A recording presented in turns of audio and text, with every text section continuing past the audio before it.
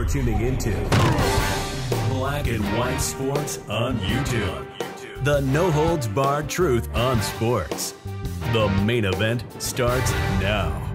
Well, guys, I hope someone composed a requiem mass for the USWNT because this team is dead, man.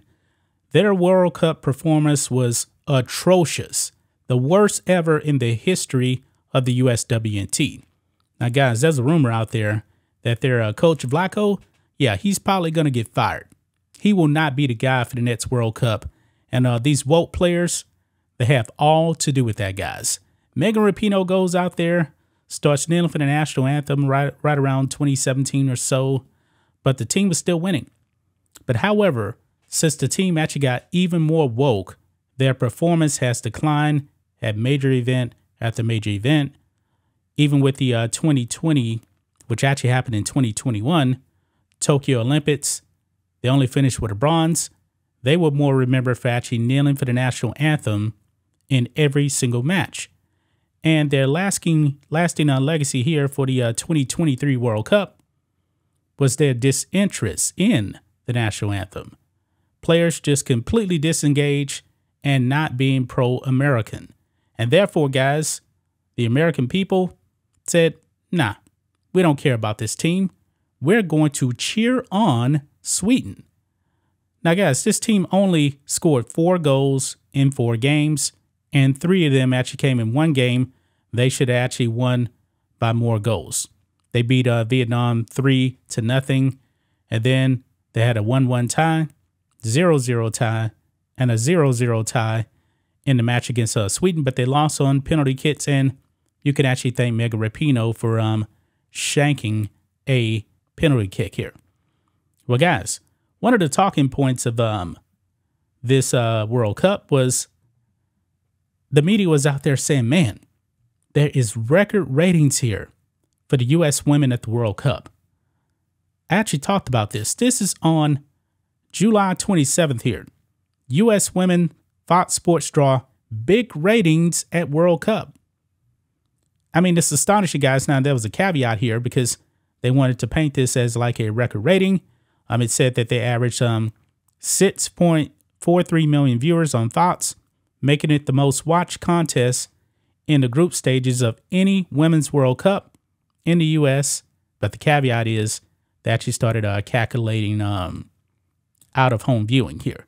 And they say that the prior record was in 2019, the U.S. and Chile.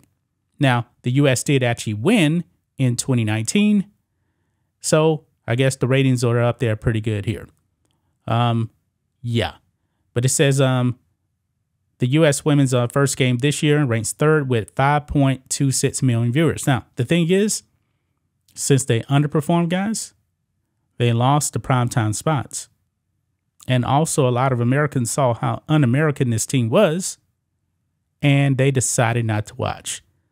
Guys, we got the ratings now for the match against Sweden. It is not good, guys. Look here on Front Office Sports here.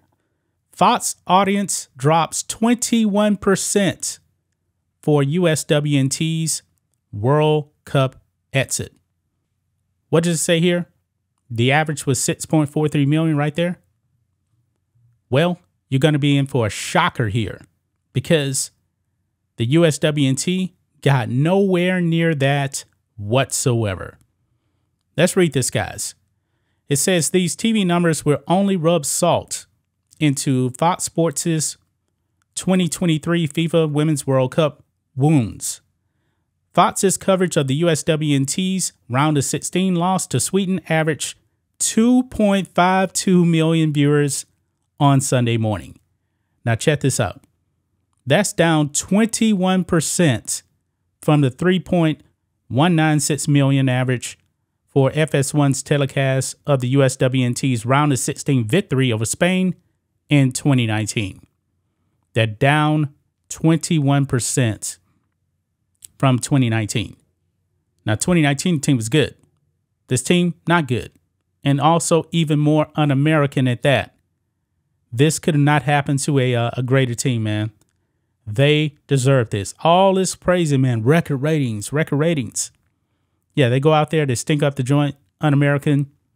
You lose the primetime spot, and Americans didn't even care to wake up and watch this team play. Wow. It says here what happened, blame it on timing, plus the USWNT's dismal performance in the prior group stage. Fox telecast of Sweden's penalty kicks victory over the U.S. began at 5 a.m. Eastern time.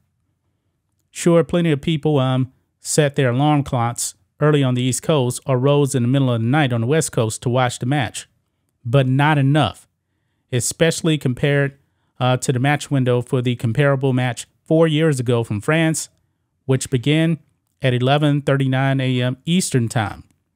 Now, Fox faces the prospect of televising the rest of the tournament without its biggest TV draw. Well, this team's, they're home. So I'm pretty sure Fox didn't have to worry about that. I mean, the USWNT, they got what they deserve. They weren't very good. And when you're not very good, guess what? Nobody's actually going to put you in a primetime spot. You know, blame Megan Rapinoe, blame Alex Morgan, blame the team that only gave you 4 goals in 3 games. This is what happened. It says here, what makes matters worse is that if the favorite USWNT had won their group stage as expected, the games would have aired in ratings-friendly primetime windows in the U.S. Instead, Team USA went out early with a whimper. All Fox can do is dream about what might have been if the favorite USWNT had pulled off a historic three-peat. Well, this team wasn't even close to being a championship team. Not even close, man. I mean, this team was a disaster, man. A disaster. And now U.S. Soccer is doing a review of this team. They say they do it after every World Cup. Yeah, Blackco, man, he's going to get fired. There's no doubt about it. He's going to get fired. I was actually looking at some articles yesterday where the mainstream media was saying, "Whoa, man, he was the wrong guy for this team." Yeah, they're already calling for this man to be fired. They're calling for this man to be fired. He probably will be fired, guys. What a disaster, man. But I'm not surprised that this team's TV ratings went down the tank. 21% down from 2019 in the same round. That's just my thoughts on this. What do you guys think of this? Black and white sports fans, let us know what you think about all this in the comments. Make sure to subscribe to the channel, and we will catch you next time. Thanks for watching the show. Be sure to like, comment, and subscribe. Be sure to tune in next time on Black and White Sports.